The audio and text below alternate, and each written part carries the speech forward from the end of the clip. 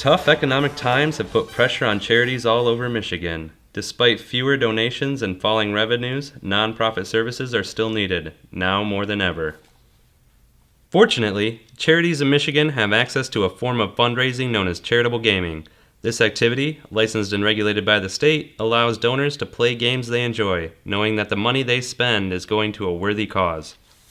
The charity poker events were created based on several needs in the community. We work with a lot of small local charities that don't have the resources that the larger national organizations have to raise funds. Charitable gaming dollars stay here in Michigan to support veterans, children, seniors, athletes, students, and animal rescue groups. With nearly $20 million raised through charitable gaming in 2012, this money has helped them weather recent economic storms and provide uninterrupted service to Michigan's most vulnerable residents. One reason this is important for these kind of organizations as a fundraising tool is it allows them to reach beyond their normal supporters. So it allows them to expand their reach considerably in their fundraising efforts. And it can be a very significant fraction of the income that these charities have. This type of event makes up about 25% of our budget. The money goes in the community of Langford. We use it for whatever is needed in that community. We buy glasses with it for people in need. We've built fences, we've had invalid people we've built ramps for. It goes for all kinds of uses in the community. But in one critical aspect, Michigan charities haven't been so lucky. Wealthy casino interests have come to view charitable gaming as a competition they don't like. Casinos have been a driving force behind state regulatory changes that are making it harder for charities to benefit from gaming activities. Ultimately, these regulations place the state's charities at risk, as well as the people they serve.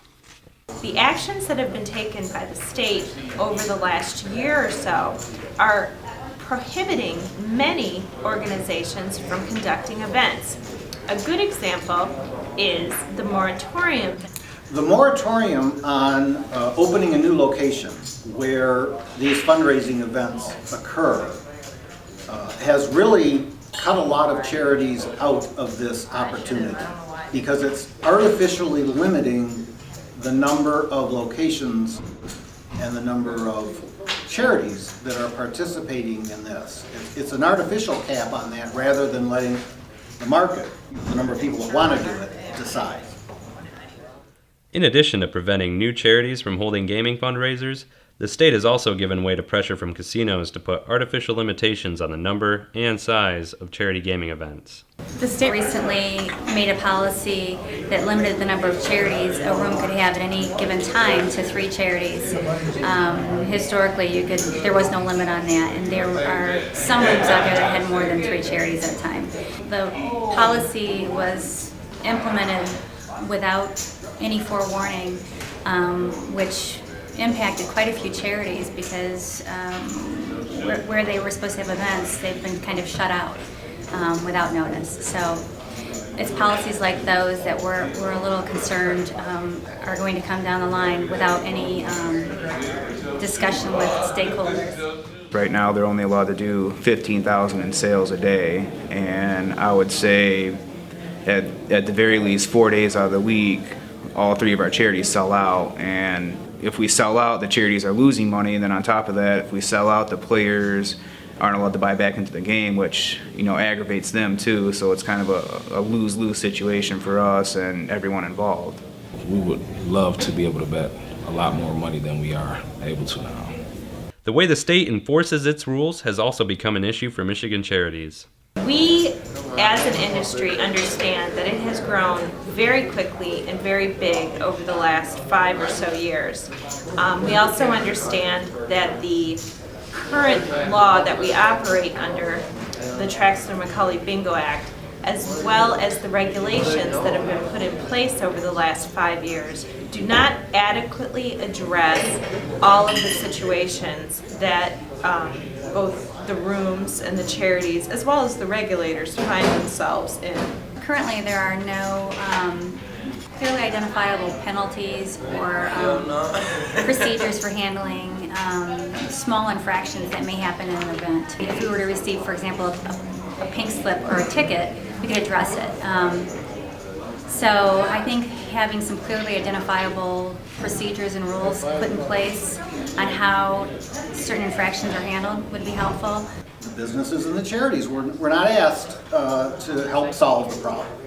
And I find that very unfortunate and frankly kind of alarming. The sanctions currently usually entail the Michigan Gaming Control Board entering a room, finding a violation, and shutting the room down for a period of time.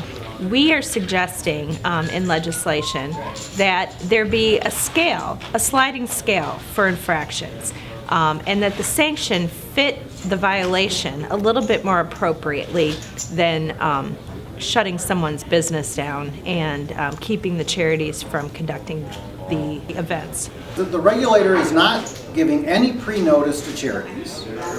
So when they try to get a license, which is done a couple months in advance, suddenly they find out that they can't do it. And so they're being denied this opportunity without warning. It just seems like they're trying to shut us down. It seems like they're pro-casino, and that, you know, it's terrible because, you know, if they could see what I can see on a daily basis, all the charities coming in here, they thank me. Michigan's nonprofit sector knows they have to go beyond luck and get smart about supporting a stronger legal framework. Some of the operators have learned really good practices for accountability to ensure that cheating and fraud doesn't take place. They're just good practices, and we'd like to see them be a requirement. The Michigan Charitable Gaming Association supports legislation to ensure fair, reasonable standards for nonprofit gaming operations. State Representative Jeff Farrington is sponsoring a bill ensuring that nonprofits, players, and communities are protected as they support the charitable causes they believe in. We want to ensure that this opportunity to raise funds is preserved for Michigan's charities. Supporting Michigan's charities takes more than luck. It takes smart regulations, effective enforcement, and strong community support to fund the valuable work of the Michigan nonprofits. I love the fact that the money that they do take from us, I love that it's going to a charity as opposed, to a casino. Even though we like to gamble, we have fun, we may lose, but we know it's going to a good cause. Join us as we work to keep Michigan's charities strong.